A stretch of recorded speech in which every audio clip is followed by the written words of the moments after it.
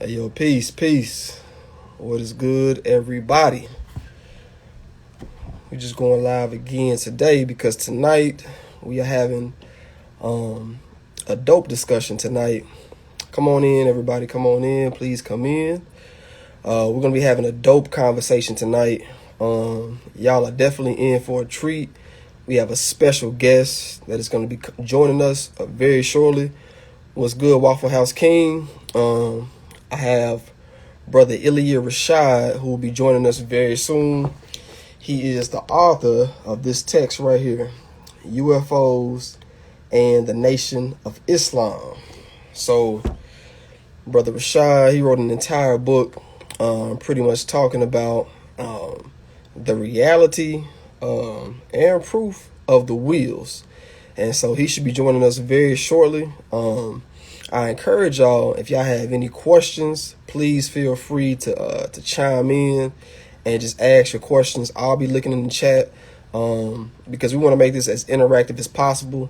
And if y'all have any questions about UFOs, the wheels, the Nation of Islam, what their relation is to black people, you know what I'm saying, let me know. And I don't mind asking a question too. But our brother should be joining us very shortly. And brother Rashad, if you are in here, just give me like a piece. Oh, I think I see you. Let me see here. I think I see brother Rashad. Let's see here. Let's see if I can get you in. Let's go live with brother Rashad. Let's see here. I think we got him.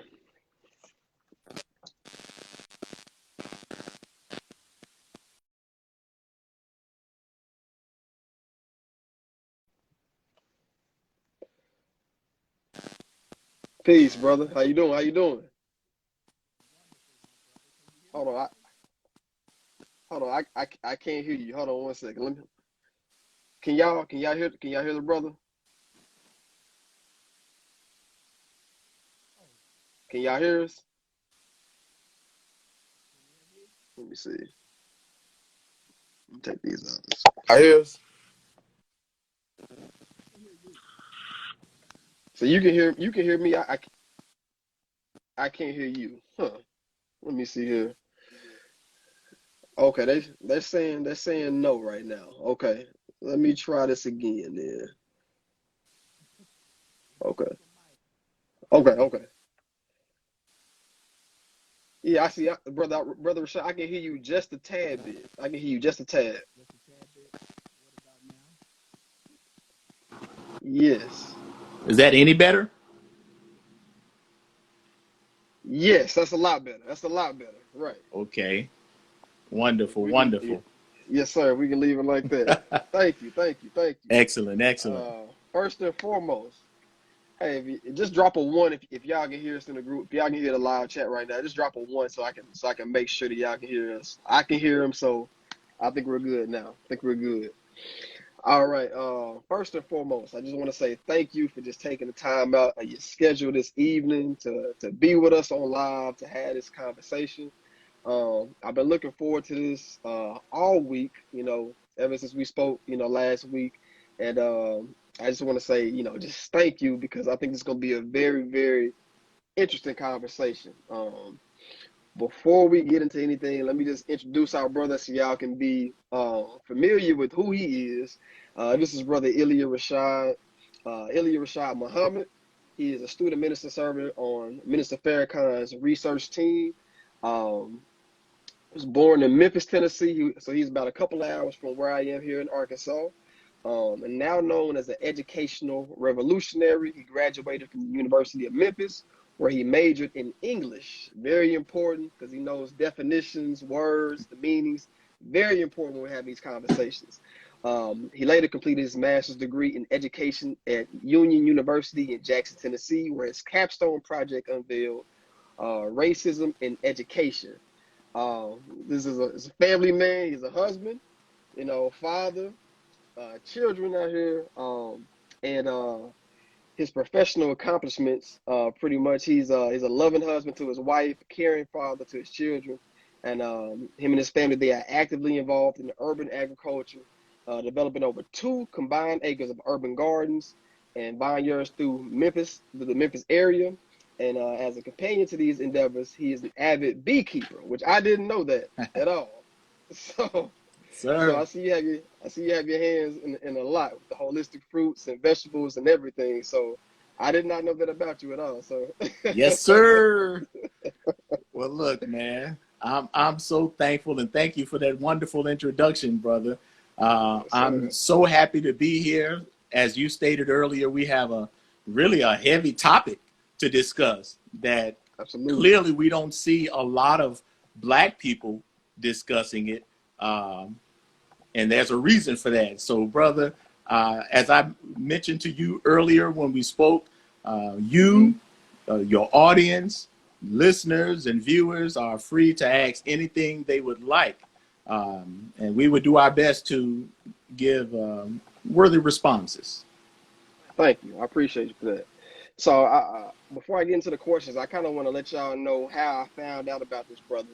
I was at a mosque one day, and a brother came over. He approached me. He said, "Hey, man, what do you think about UFOs?" I said, I never gave it much thought." He said, "Really?" I said, "Yes." He said, man, it's this book I want you to read." I said, "What's the name of it?" He said, "It's called UFOs and the Nation of Islam." And I said, "Okay, I'll check it out." The next day, I ordered it from Amazon, and my mind was blown because I had never heard anybody talk about UFOs or extraterrestrials in this manner. So that's kind of how I got introduced to this topic right here. So I want to lay some groundwork real quick. Um, First and foremost, who who was Master Fard Muhammad, and why is he so important to this very topic, amongst many other things? Thank you.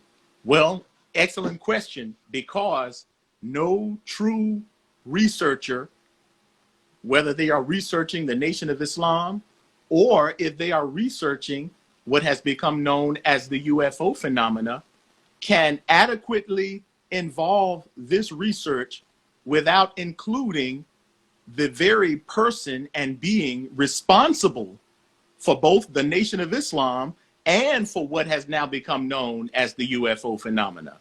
It is this man, Master Fard Muhammad, who is the founder of the Nation of Islam, who is the teacher of the Honorable Elijah Muhammad, who visited America and made himself known in July of 1930 in fulfillment.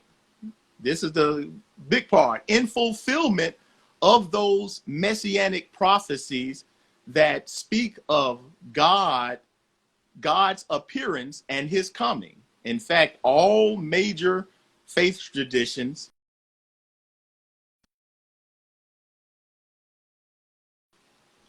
all major faith traditions um, anticipate the coming of God.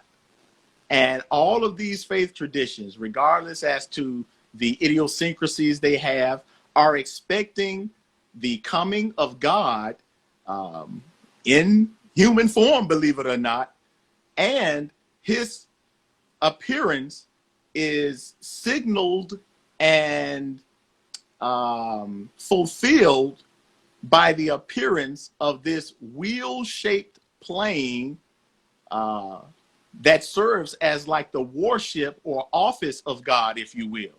So all of your faith traditions speak of the appearance of God. In theology, in religious school, they have these terms like theophanies, which refer to the appearances of God in human form. And if we are students of scripture, particularly the Bible, we see that the Bible is replete of God appearing in some human form from Genesis to Revelations. So this Master Fard Muhammad, that is the founder of the Nation of Islam, is actually the fulfillment of what these prophecies speak of as it relates to the appearance of God in human form. Mm, thank you, brother. And we're gonna touch on some of those prophecies a little bit later on. So before we get into, thank you for laying down just the foundation for that. And before we get into the UFOs, I want to talk about Elijah Muhammad, because very few people they they fail to mention his name. They overlook him. We talk about Brother Malcolm, much respect to Malcolm. We talk about Brother Khalid. We talk about Brother Minister Farrakhan. We talk about Brother Garvey, but we leave out Elijah Muhammad, the most honorable Elijah Muhammad. What exactly made Elijah Muhammad different from black leaders, past and present? The most honorable Elijah Muhammad is distinct from all leaders past and present because he, for one, is not one who just comes and arose as just some black leader, you know, who was motivated to speak out and do something good for his people. Man, no, he more than that.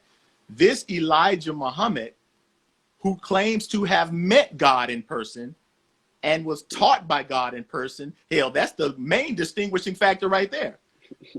You don't even find where other leaders, even though they may have been inspired by the Creator, inspired by God in many respects, none of them even claim to have been taught directly by God in person. So this, for one, distinguishes the most honorable Elijah Muhammad from any other leader, past or present. Moreover, the Honorable Elijah Muhammad didn't just say or make claims of being taught by God in person, but here you have a man with a 3rd or 4th grade education who became the most powerful black man in America. And he didn't become the most powerful black man in America because he had more money than anybody or any political position. No, his power, according to him, everything he got is because he was taught by God in person. Yet this man, Elijah Muhammad, with a 4th grade education, who became the most powerful black man in America, he did so with the most powerful government and opposition aimed against him. So he was not one to go along with the, powers that be and to attain his level of influence and power. No, his was just the opposite. He attained his power and influence despite having the world's most powerful government and forces aimed against him. So you don't find where anybody has withstood such targeted attacks, let alone claim to be taught by God in person and challenged the world to disprove him. Now look, here's a man who wanted the world to know that he was taught by God and brought evidence of being taught by the supreme being and challenged the world, not just of religion. Here's a man who challenged the world of science and academia to challenge his position of being taught by the supreme being and to prove that what he was taught by this supreme being to be true. Now, you don't find any leader, past or present, willing to make such a stance and stand on it outside of his student, the Honorable Minister Farrakhan. That's very true. That's very true.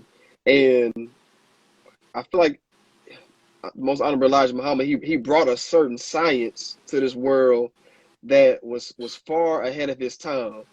Can you talk about some of the ideas, some of the science that he brought to the world before it became mainstream or before it became widely accepted?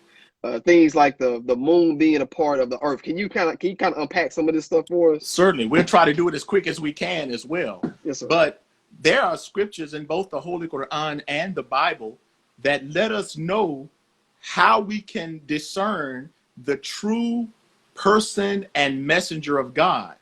And one of the criteria laid out in both Bible and Quran is that God would choose his chosen messenger and share his secrets.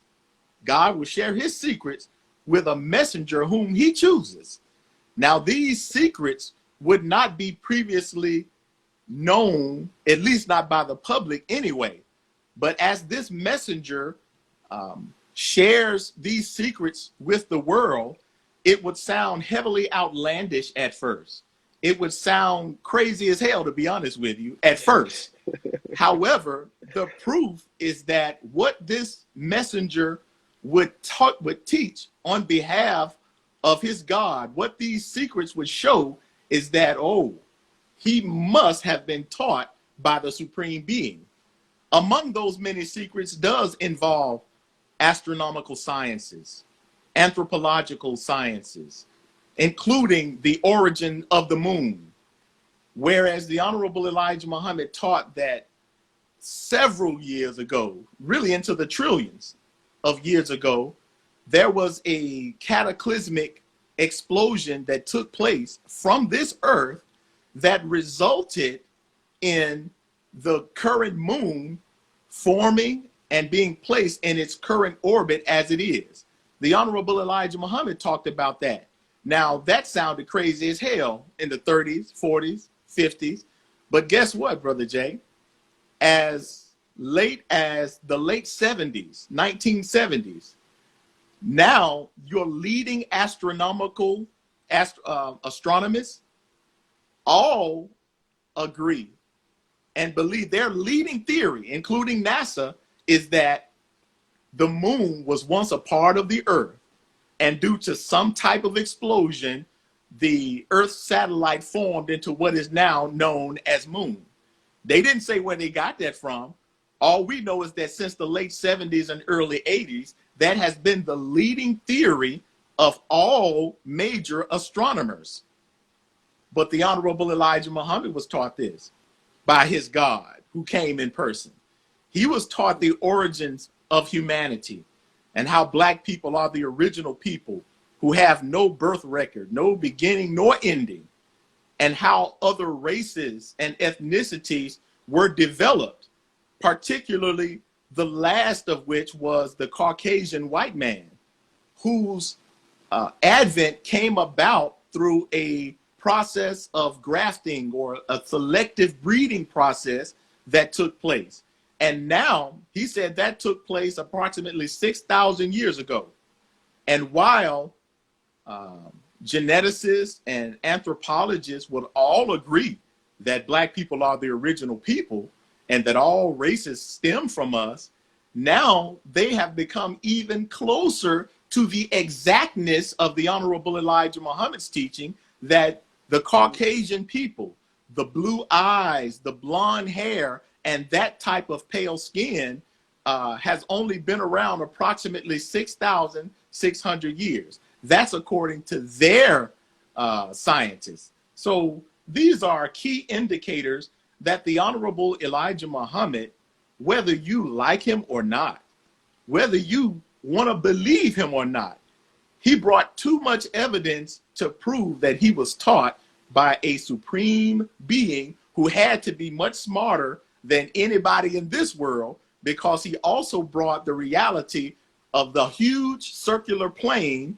and its smaller 1,500 wheel-shaped planes that he was the first to teach about. And now we see it's become a global phenomena that they call the UFO phenomena. All that can be attributed to the Honorable Elijah Muhammad and the God in person who delivered this information to him. Yes, sir. Yes, sir. So, and let's get into this. In your book, you describe this mother wheel as, it says, half a mile by half a mile, and it contains 1,500 baby planes. And we're talking about something that was being talked about in the 1930s. Where were these wheels created, and who was responsible for building this massive mother wheel? Thank you. As I keep referencing, you'll notice that I keep referencing those prophecies. See, one thing in the Nation of Islam, we understand that most of what we read in the Bible did not actually take place. Most. Whereas most of what we read are symbolic and heavily prophetic. They are prophecies of what is to come. However, these prophets were shown these things by God And of course, when they were shown these realities by God, they had to describe it in the language of their day and use points of references of their day. So all throughout the scriptures, we see where God is described both in an earthly sense, in an anthropomorphic sense, to use literary terms, or a human body sense on earth, as well as operating and traveling from some type of heavenly vehicle, whether it's described as clouds by day, or a star or pillar of fire by night, whether it's described as some heavenly chariot, whether it's described as the wheel in Ezekiel, described as a New Jerusalem in Revelations and Galatians. So all of your scriptures, including the Holy Quran, refer to God as operating in a humanly, but also heavenly, celestial position from some type of vessel that is stationed in the heavens. Whereas all the scriptures describe God in this case, you'll find where religion today does not assert God in a humanly form, let alone showing a God in the real world that operates from this heavenly vessels as the scriptures describe. You won't find that until you come to the Nation of Islam.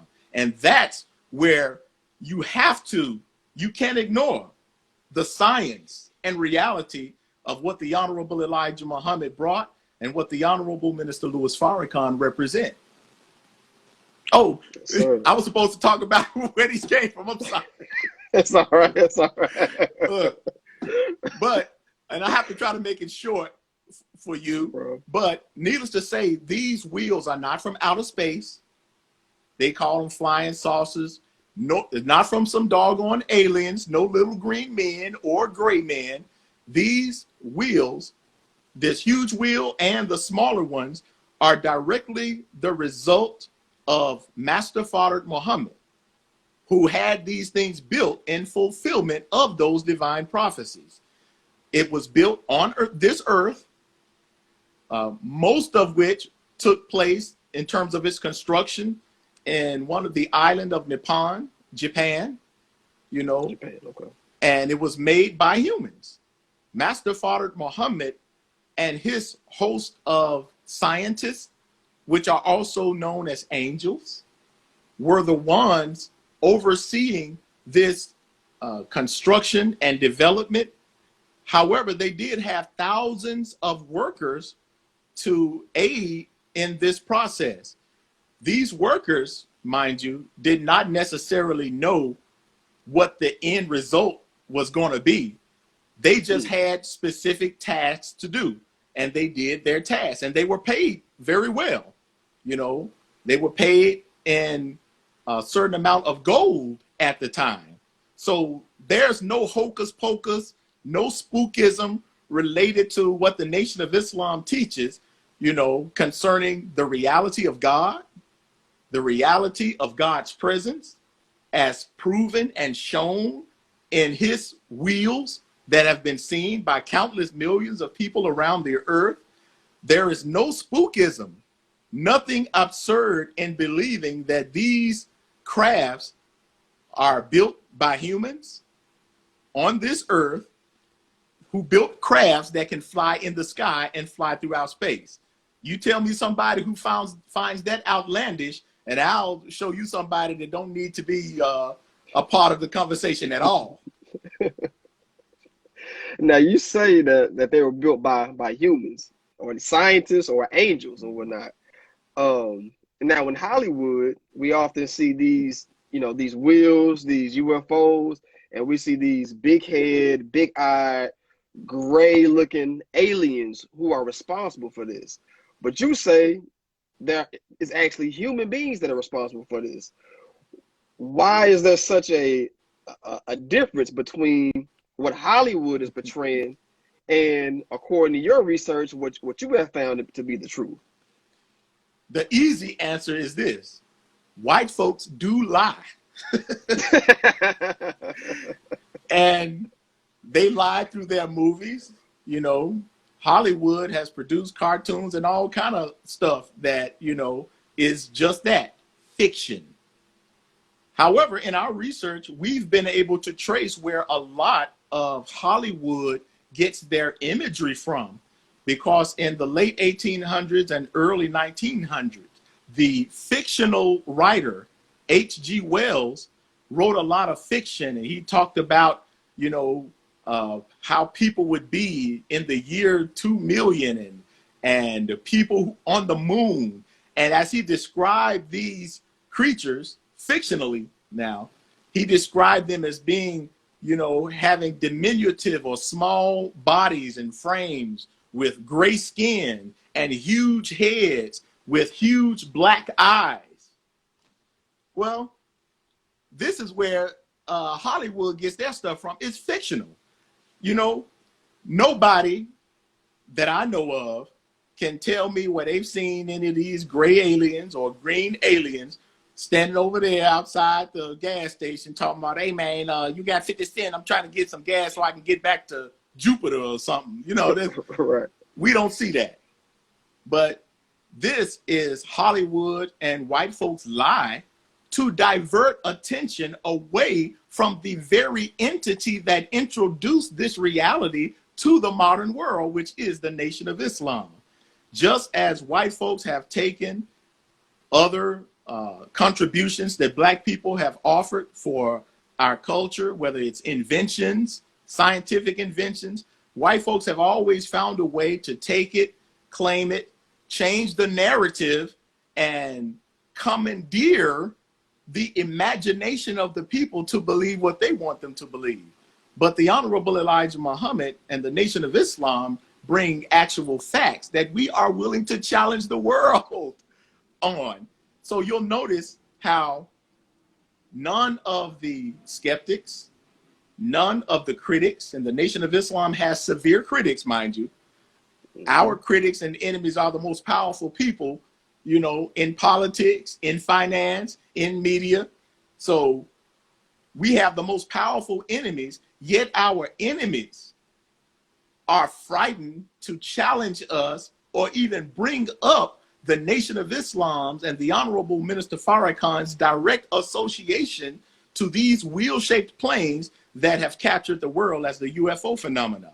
That right there ought to tell the common brother and sister who may not know anything about this, that ought to let you know something right there, you know? So the Nation of Islam brought clear delineations of what these planes are, and white folks and others have come afterwards to give you their interpretation, to give you their narrative, to give you their Hollywood lies, but never want to deal with the source, the Nation of Islam. Absolutely, absolutely. Now I want to talk a little bit more about these scientists that are on these wheels. What makes these scientists so different from me and you? You know, how do they look? How do they think? Do they eat? Or, you know, are they just like me and you? You know, I want to get into the thinking of these beings. Can you kind of unpack that for the audience? Sure. The Honorable Elijah Muhammad, who knew some of these scientists who operate these wheels, by the way, he said they look just like me and you, but you would never know who they are and what they are based on looking at them. That's why there's a famous saying and scripture that talks about be careful who you're entertaining, because you could be entertaining angels unaware. Well, these scientists are human beings who are just that, scientists. They're not magicians. These are the type of humans that the scriptures refer to as angels. See, nothing spooky about it. It's not some Hollywood Cupid with wings on their back and all that. That's nonsense, you know. But these are human beings. However, they are human beings with exceptional capabilities. And the reason for their exceptional capabilities is because they have not been corrupted by this world the way most of us have. You know, they have been taught directly under the tutelage of God in person. So if you've been taught under that type of system, under that type of paradigm, quite naturally you'll be able to have certain capabilities that the average person may not be privy to. So all of your credible reports of UFO encounters have involved people who are able to control and communicate, as they call it, telepathically or remotely, and control things. I think they call it telekinesis. There have been several military encounters where major military and nuclear weapons bases and missile testing sites throughout America and the world have been interfered with these wheels. This is documented, you know. So this is why we have to, you know, cite everything in our book and in our presentations. This is documented. America's military history is replete with these wheels interfering with their most powerful nuclear weapon sites and missile testing facilities, just to show that there is clearly a superior force in the world, you see? And it's this reason that there's a power far greater than the white man, far greater than any of the conventional military or governmental powers of the world. It is clear that there is a power and a wisdom far, far greater than anything they can think of in this world. And we show and prove that that wisdom, that power is with black people by way of the Nation of Islam. So if black people knew that there was a real God and a real power who has manifested himself in the real world and proven that his power is superior than all of the white man's military forces combined, see, that's the reason this subject, this topic is kept above top secret. It is the highest secret in terms of American and governmental and military intelligence. That's the reason. The big secret is the fact that God is present, and the Honorable Elijah Muhammad spoke to that God in the real world, and he brought real world proof of his presence in the form of these that huge wheel-shaped craft called the wheel, and the smaller ones that they call UFOs. Wow. Wow. What you might find, Brother Jay, what's interesting is that nobody even tried to challenge us on this. It's true. I've been waiting for years, you know. I'm kind of hoping that you would play devil's advocate, you know, to try to, you know, add some of those questions that skeptics would ask. But I can tell you that in our Nation of Islam's history, outside of when the FBI arrested the Honorable Elijah Muhammad after they actually encountered the wheel, they arrested the Honorable Elijah Muhammad and interrogated him and admitted that they encountered the wheel after what was known as the Battle of Los Angeles. You know, so in high governmental meetings, they would ask us about it. But in terms of public, you know, I've been out here almost by myself, man, trying to challenge and get so-called journalists, so-called leaders, religious, political, or otherwise, just to engage the topic. It is difficult for us to get academic scholars to sit down and question and critique us on this. And I will argue and just assert that the reason is because this truth proves the Nation of Islam to be right and exact in the real world.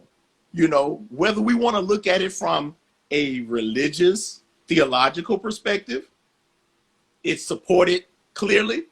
You know, you won't find a religious teaching that is more congruent with the prophecies of the scripture than what the Honorable Elijah Muhammad revealed to us. You won't find a teaching that can withstand the scientific and academic scrutiny. You know, I tell people this all the time, that you can challenge, you can approach and engage the teachings of the Honorable Elijah Muhammad as you would any other body of knowledge. You know, you don't have to approach this strictly from a religious point of view. You can do this from a scientific, from a secular, academic. And what you'll find is that if you approach it in any of those avenues, you will have to render the same conclusion. And that conclusion is that Elijah Muhammad had to have met the most powerful and smartest person or being that we can think of, because he brought too much evidence to support his claim. Well, I want to give you some pushback. Good. Because this is what I want to understand.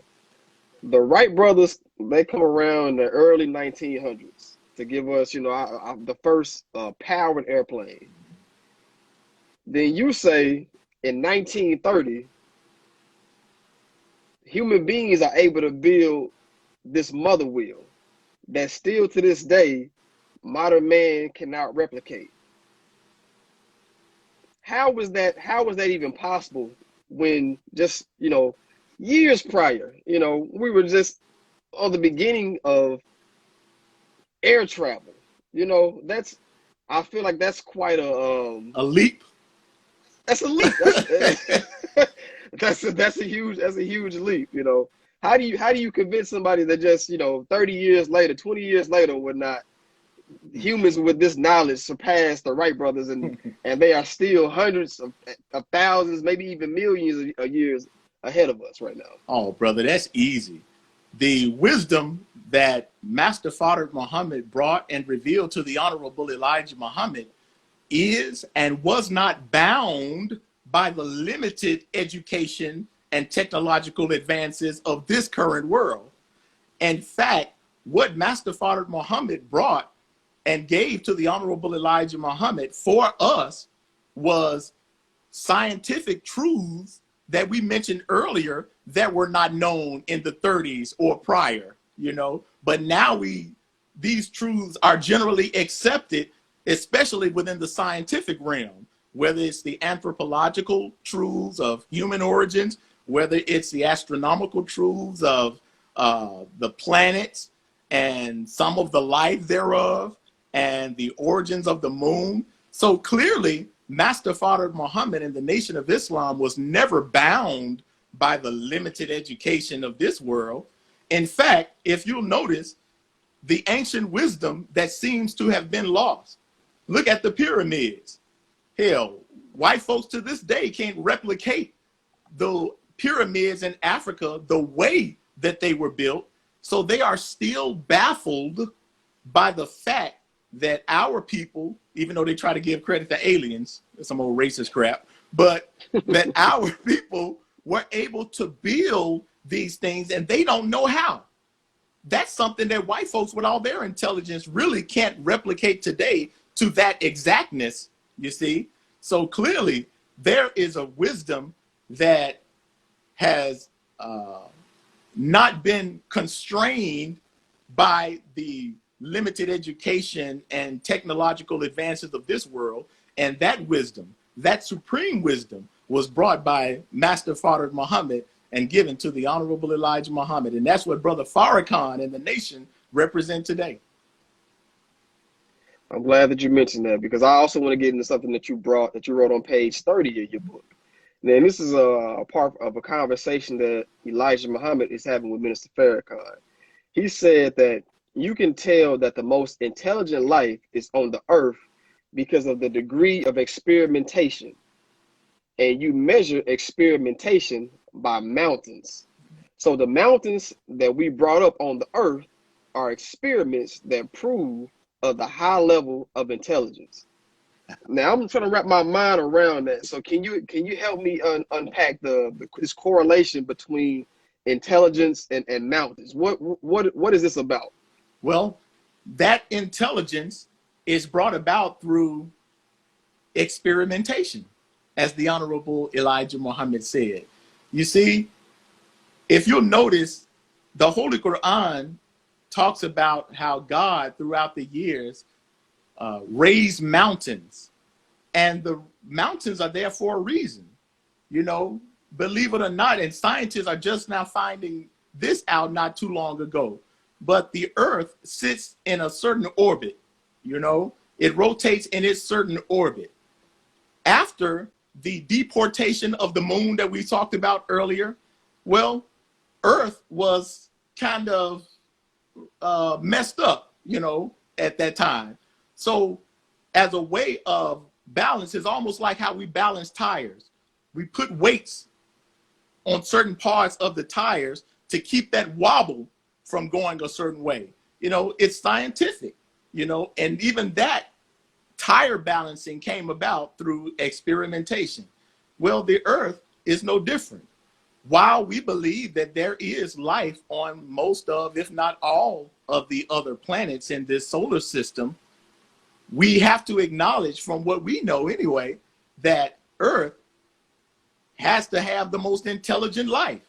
You know, we don't know, we don't have any proof that the people of Mars or any other planet, you know, have done anything more advanced than we have here.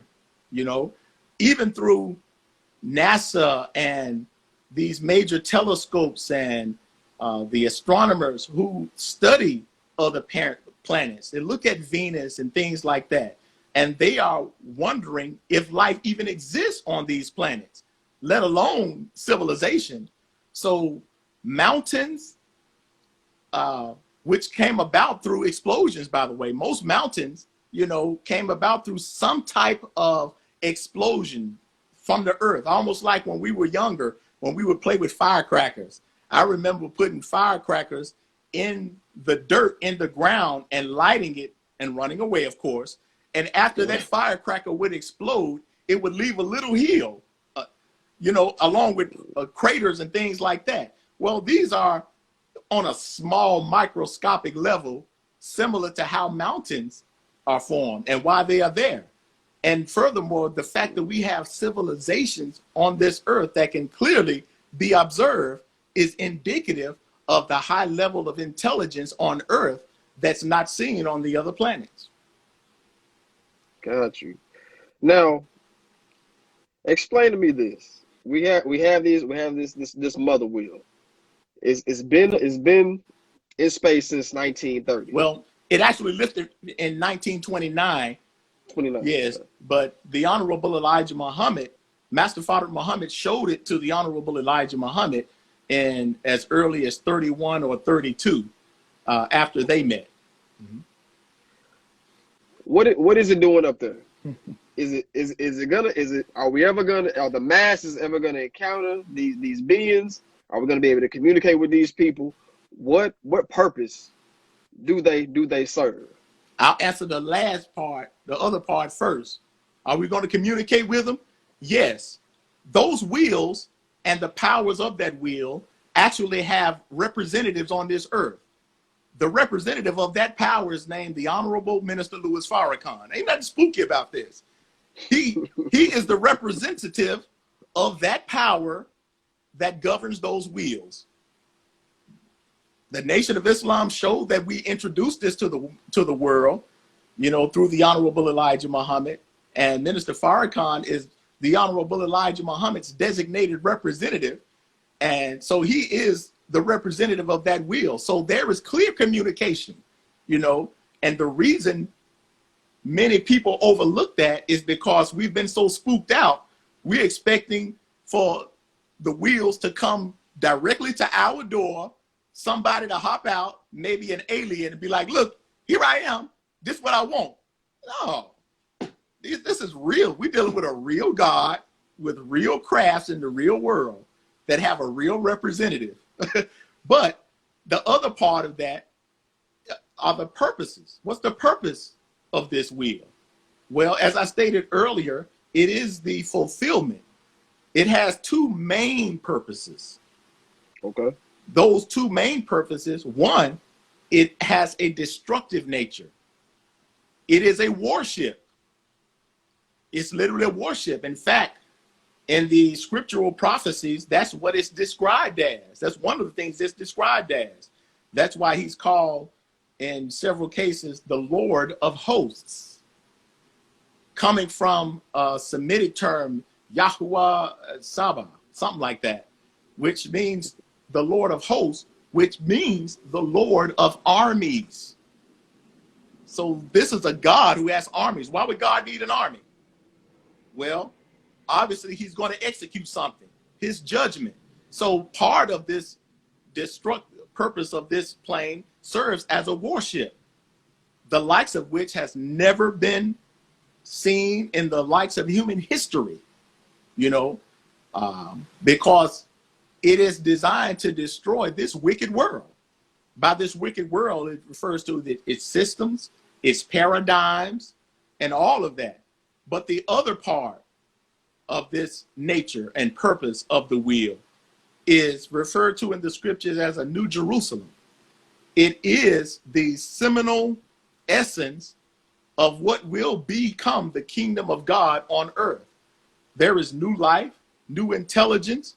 There is no disease or scientific problem that there is not already a healing or a cure for them on that wheel. But that wisdom, that power, that healing, that peace forevermore that the scriptures talk about, that is on that wheel, cannot and will not be manifest and fully brought down to this earth until the destruction of this current world. We can't have Satan's system right here and God give his the fullness of his divine wisdom. Hell, Satan would take that too, you know. So there's a process. The judgment and the destruction has to take place, and the wheel has a part in that, but also afterwards the wisdom, the purity, the healing, the kingdom of God on earth. And if I may use a pun, thy will be done on earth. Yes, sir. So now you say that's a good one. Oh, thank you. Now you say it's going to bring this judgment. Is this judgment going to be worldwide? How are these wheels going to bring this judgment? Because I hear you talking about these bombs on these baby planes. Is it something that's solely set for the destruction of America?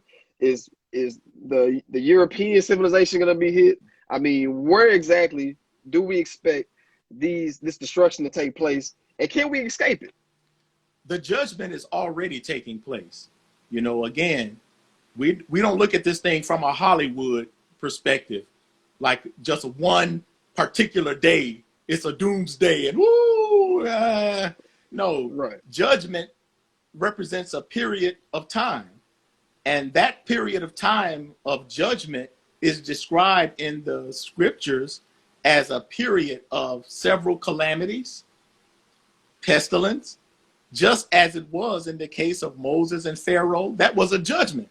God rendered a judgment of Pharaoh and his people for enslaving God's people. And so the judgment is a period of time that gives both God's people to get their stuff together, but even the enemy of God to give them a chance to get their stuff together. Now, the scriptures show us that most of the time, the wicked rulers, the oppressors, very seldom, if ever, decide to do right, even though they see the power of God.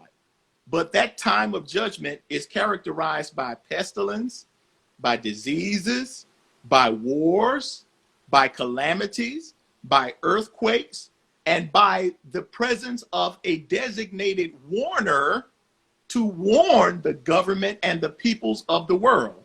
We've had that in the most honorable Elijah Muhammad, and we have an extension of that in the honorable Minister Farrakhan. So this is a period of judgment, and Lord knows the world is under judgment, but the brunt of that judgment will take place in what has become the citadel of white supremacy, what has become the superpower of satanic rule and influence. And that is that mystery Babylon that we call the United Snakes or United States of America.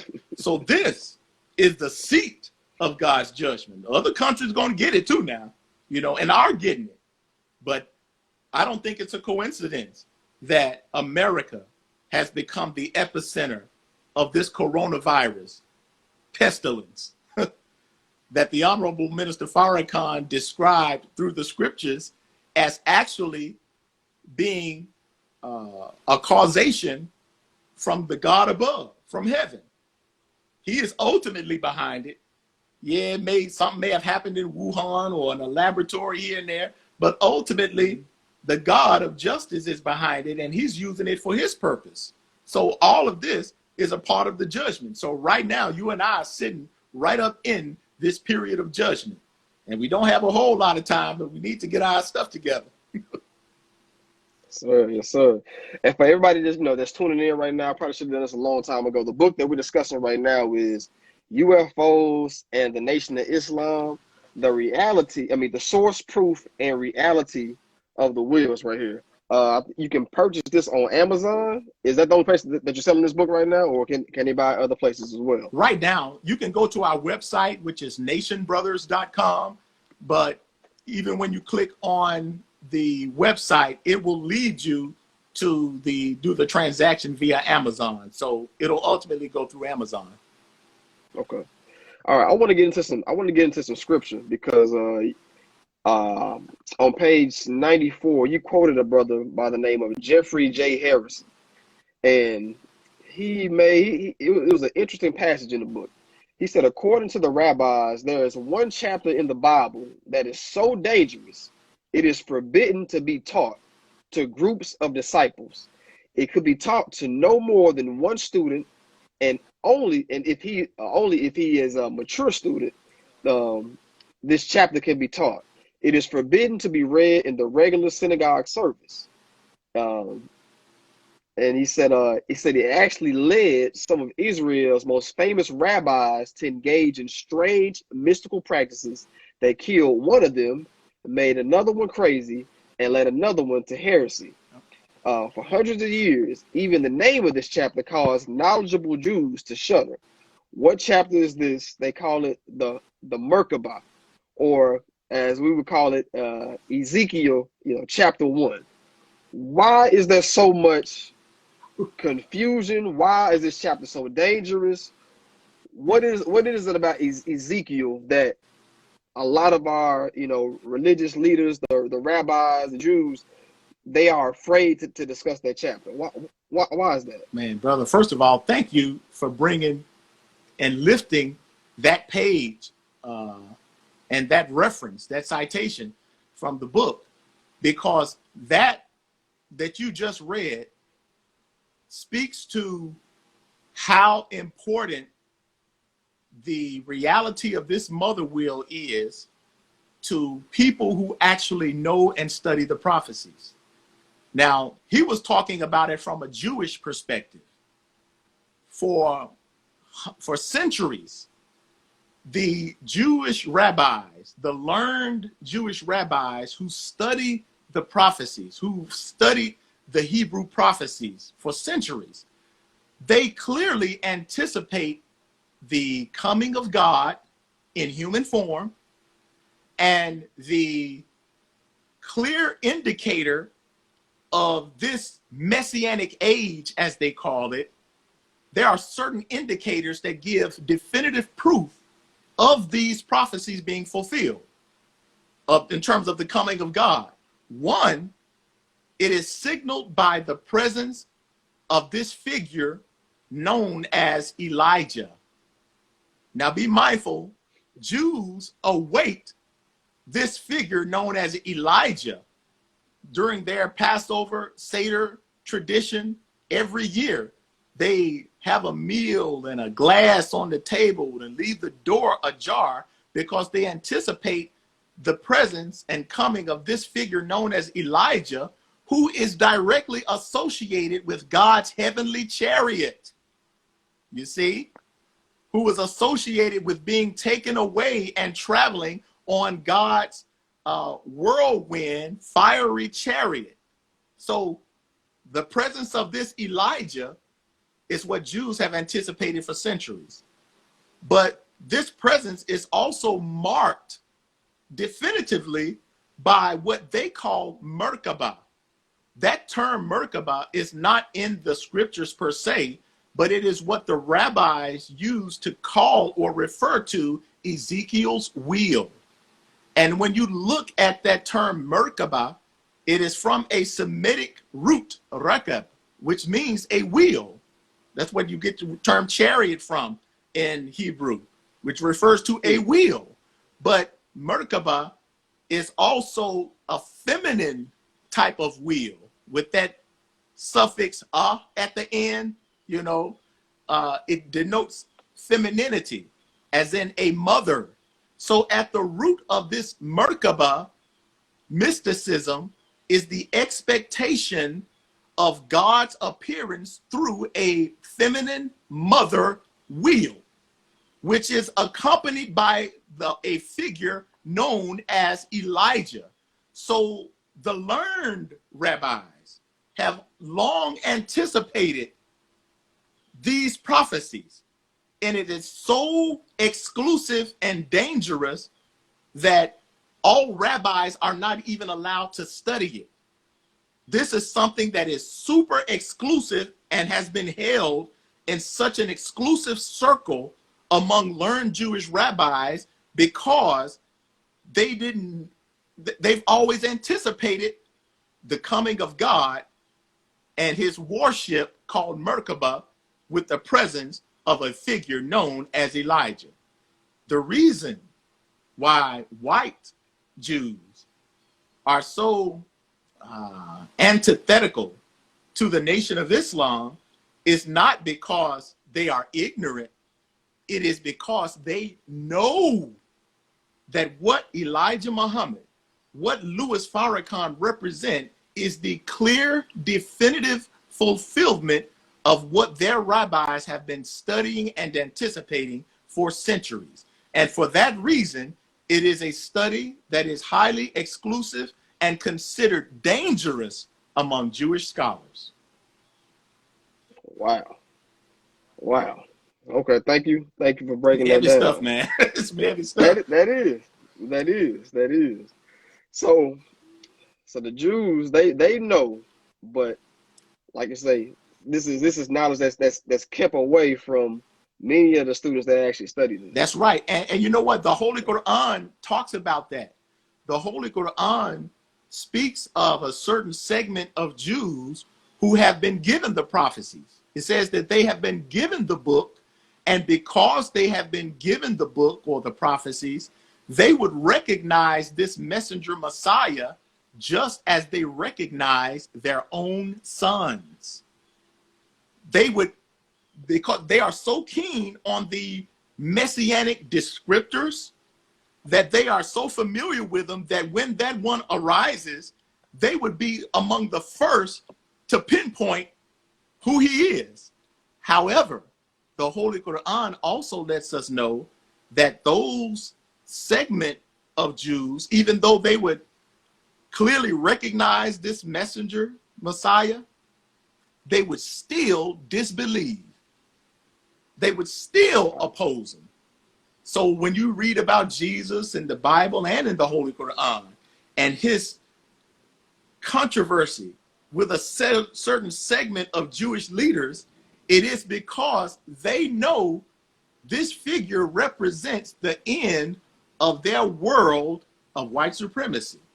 They are the leaders. They are the secretive head of that world. So the presence of this messianic one, see, that's what Brother Farrakhan represents. You know, clearly, you don't even have another present leader talking about their direct connection to this wheel that's up there. See, Minister Farrakhan is clearly distinguished, and they know it. Unfortunately, our people don't know it. And the masses of the people, 85%, you know, the masses of the people, black or white, have no clue whatsoever, you know. And that's why this topic has been kept above top secret. Those who know, they know the danger of it. They know the reality of it. But they, like devils, even though they know the prophecies, they're not going to try to submit to the way of God. They're going to try to fight God foolishly. Just like Pharaoh, just like Herod in the scriptures. These are prophecies and pictures that you see in the scriptures for a reason. It's letting you know the mindset of those satanic rulers and how they would respond to the clear presence of God, and how they would respond to the people of God by keeping them ignorant to the presence of God. That's the dilemma we're in today, brother. Got you. Yes, sir. Well, this is my question then. A lot of our people are going to say, I don't believe in Christianity. I don't believe in Islam. I believe all that stuff is fictitious. Those people never existed. So you're talking about prophets that never existed. All this information, derived from, ancient Egyptian culture, whatever the case may be. How can you prove the existence of these wheels without mentioning Ezekiel, without mentioning the text of the Holy Quran? Because I don't even believe in that. You know what? It's easier to prove the existence of these wheels with actual facts. That's why I said earlier, we don't have to limit our position or argument in a religious, scriptural, theological kind of way. We can put all of that aside and just deal with empirical data. We can deal with actual facts. And the facts are that these wheels have been sighted, seen, photographed, videoed, in some cases encountered and reported by countless millions throughout the globe. You see, but they say it's a lot of hoaxes though. They say a lot of these pictures out here are hoaxes. We got Photoshop. It's everywhere. And a lot of pictures are Photoshopped, and there are several hoaxes. But everything ain't no damn hoax. Everything ain't no hoax. Even, let's just say this. Let's just say if 90% of what we saw are hoaxes, you still have 10% that clearly support and validate everything the Honorable Elijah Muhammad said. And the fact that these wheels have made their presence felt to the most powerful military aspects of government and arms. This is aside from the clear pictures and videos, the authentic ones. We're talking about encounters by the most powerful governments in the world. Hell, they wouldn't arrest the Nation of Islam and the Honorable Elijah Muhammad and question him about a wheel if it was fake. They wouldn't have spent billions and continue to spend billions of taxpayers' money on and black budgets trying to study and monitor these wheels as best as they can if it was fake, So we don't even need religion to prove this point. The Honorable Elijah Muhammad brought clear evidence and actual facts. What Minister Farrakhan brings is not some fanciful, spooky belief that's limited to somebody's imagination or limited to the scriptures. He represents a real God, as I keep saying, who has made his presence felt and seen and observed in the real world. And Minister Farrakhan clearly represents that power. And he's proven that too. Okay. And you talk about Minister Farrakhan. Now, many of his critics will say, Minister Farrakhan, he's only saying that these wheels exist because he wants to elevate his position on a global level, for Black America, because he wants to say that, hey, I'm the one with the power. It's not anybody else. These wheels, they follow me. I guess my question is this, because people are gonna say, hey, this is the only reason that he even mentions this. We don't these wheels don't exist. Minister Farrakhan is just trying to calm the people to big himself up as if he's truly powered by these wheels, when in essence this is all a farce. It's all just fictitious right here or whatnot. That's what I went on YouTube. That's what some of his critics say right there. Right, right. How do you I mean how do you respond to this? This is all just a huge con game. I like how you tried to keep a straight face while you was no, but and, you know, and I have, and you'll notice that in the book, I mentioned a lot of what some of the critics would say, and that's one of those things. And it's really a weak argument. It's almost like you ain't got nothing else to say other than to try to say, well, he's just trying to make himself look good, you know, or look like he's a big man. Hell, he ain't got to say nothing. He's proven it. How many times has Minister Farrakhan delivered public, national, and international addresses where he has clearly stated his direct connections and experiences with these wheels, coupled with public challenges to government, to scholars, to journalists, to leaders, to try to disprove his connection to these wheels, only to have his words followed by the actual presence of these wheels as seen and captured by hundreds, if not thousands, after he's made these type of broadcasts, you know. So anybody who's observing, even with a casual observance, just using common sense, if somebody actually believed that, all they would have to do is follow Minister Farrakhan, look at him, listen to him, and check the aftermath of what he says. And if the aftermath of what he says is not proven that he has some type of power with him, then you could dismiss everything he said.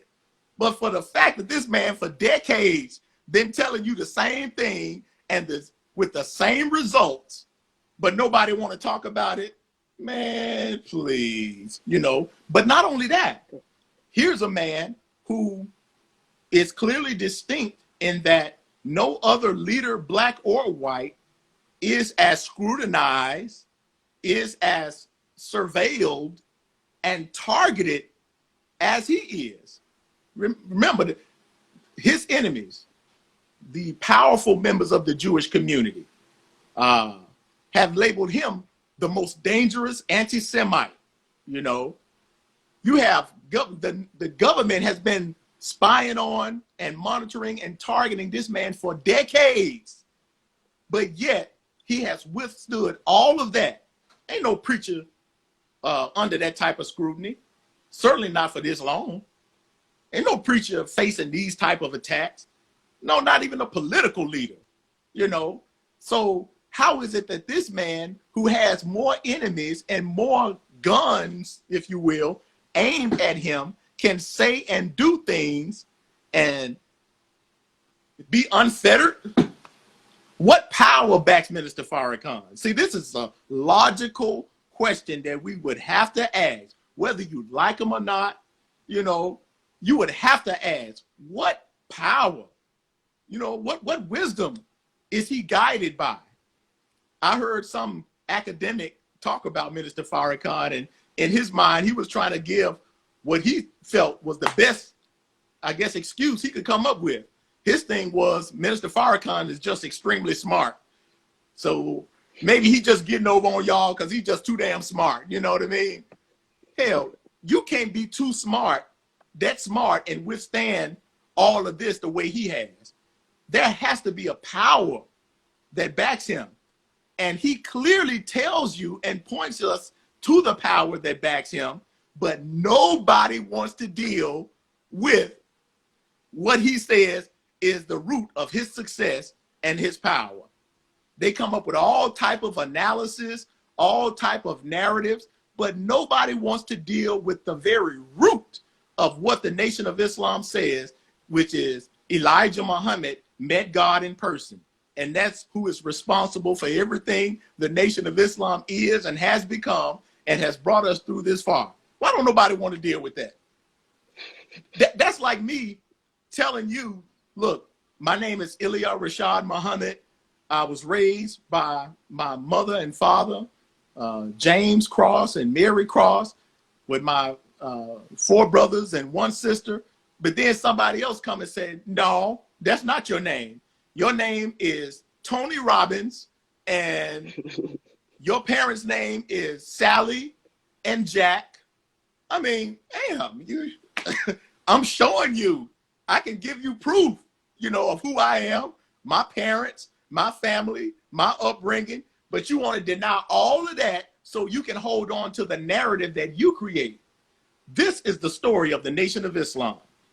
The enemies create narratives about us, but nobody, even some of our, amenable friends, who like to theorize and give all kind of analysis as to what they think the Nation of Islam is. But hell, won't you ask us?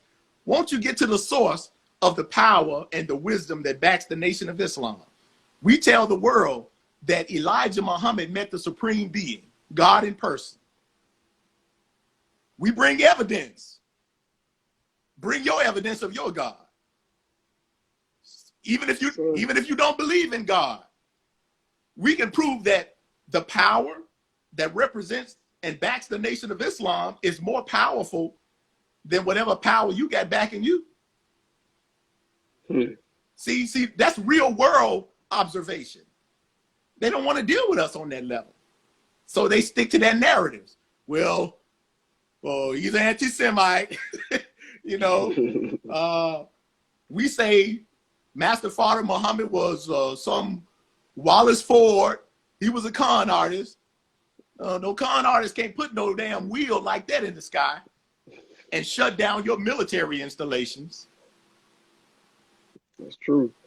Now, I know we had you on for about an hour, so this is my final question because I don't want to hold you. Oh man, I'm having too much fun. Excuse me for talking so much, man. Oh no, I'm enjoying it. I see the people they're commenting, so people seem to be really enjoying this. I've been keeping an eye on the chat, so I appreciate you. I guess this is my final question right here. We know that the science you say that the scientists are on this wheel, they're controlling it.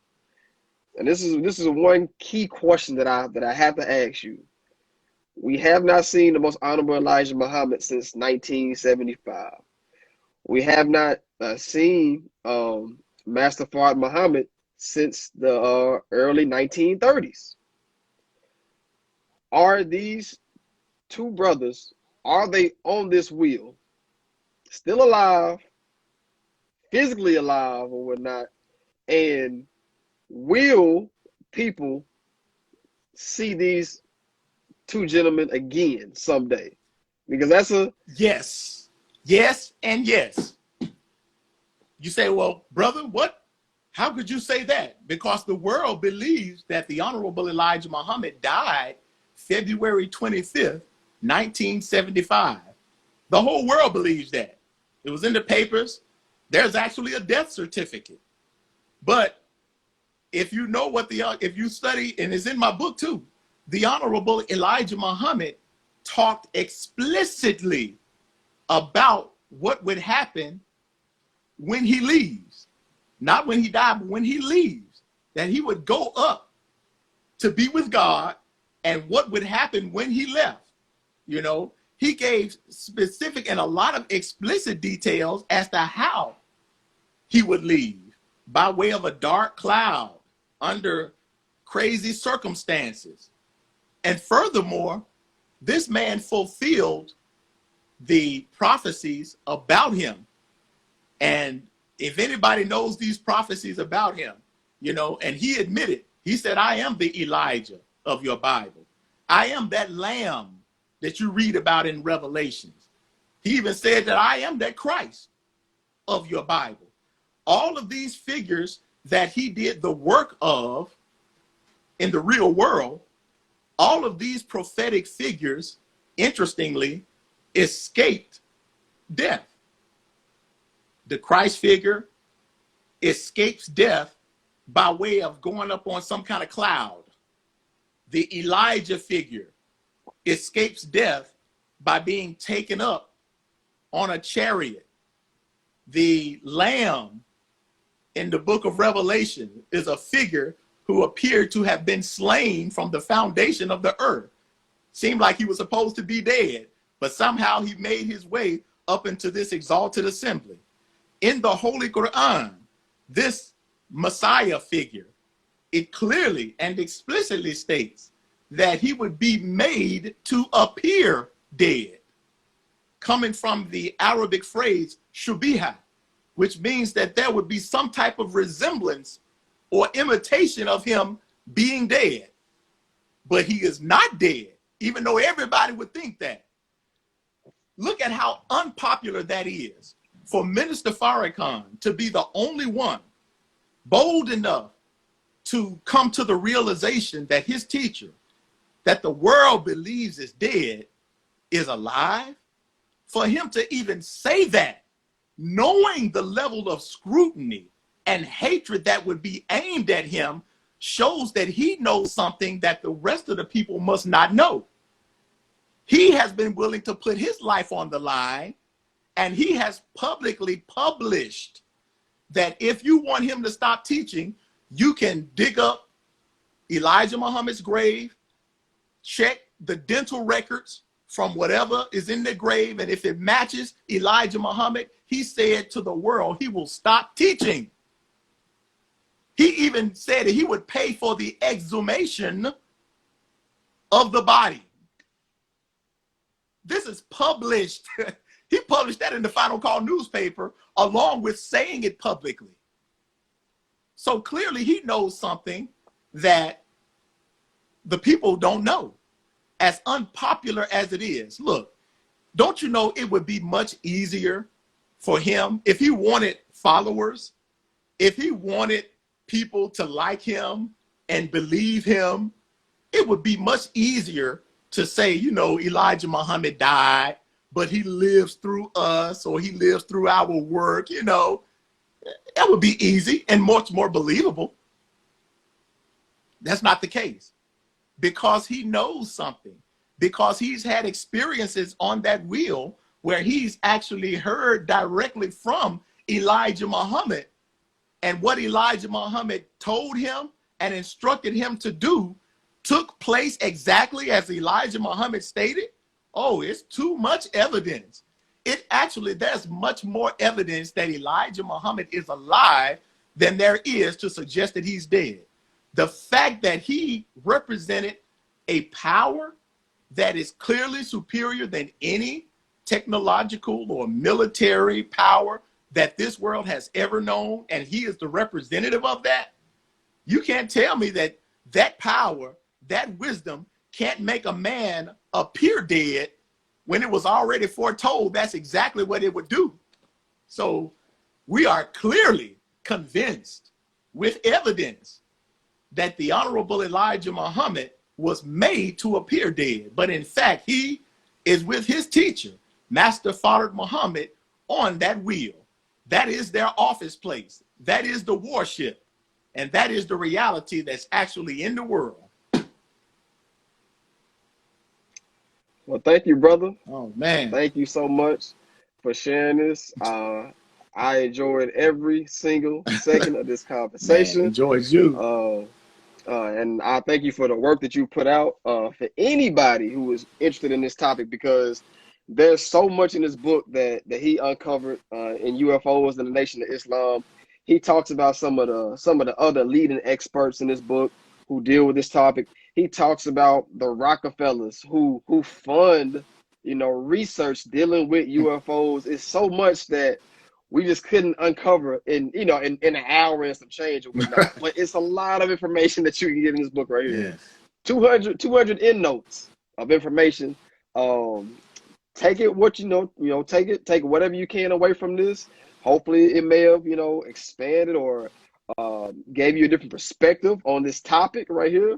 And Brother Rashad, I hope to have you back to discuss, if not this book, one of your other books, like exposing the war in Islam. Mm-hmm. I hope to possibly do that next. Is there anything that you want to just leave our viewers with tonight before we end this session, sir? Brother Jay, man, I just want to thank you so much, for having me on. Like we said in the beginning, this is not a topic that you find people discussing. However, if we knew better, this is a topic that should be a priority for Black people especially. The reason it should be a priority because there is clear proof and evidence that Black people actually do have a real power and a real God with us who wants to save us from our open enemy. He wants to enlighten us. And as long as we don't know that there is a power, or as long as we don't know that that power that they call UFOs is actually with and for us, as long as we don't know that, then we'll still be subjected to our oppressors. You know, we might make a little money, but we'll make some money subject to our oppressors. God wants God wants to make us like him. He wants to make us into gods. So I would implore anyone, you know, to study this topic. Get the book. It's on Amazon, UFOs and the Nation of Islam. Visit us at nationbrothers.com. And I trust that even the staunchest skeptic, you know, in truth, I'm kind of bragging. I trust that you will at least be convinced, you know. If you're not convinced, you will definitely leave with a hell of a respect for the Honorable Minister Farrakhan, the Honorable Elijah Muhammad, and the Nation of Islam. You'll know that they got some kind of power backing them. You might not know what it is, but that power is in the world. Yes, sir. Yes, sir. And once again, thank you. Like I said, y'all can get the book on nationbrothers.com. You can view them on Amazon. Follow this brother. You know, this is brother Ilia Rashad Muhammad. And I hope y'all check out some more of his works. And we will be, you know, uploading this. So y'all will have access to the full interview, unedited. We don't believe in cutting, splicing, and dicing, anything like that. And until then, I hope to talk to you soon, dear brother, and to get you back to get more of your knowledge on other topics as well. All right. Indeed. Thank you, sir. Thank you. Indeed. Thank you. All right. Peace, everybody. Peace.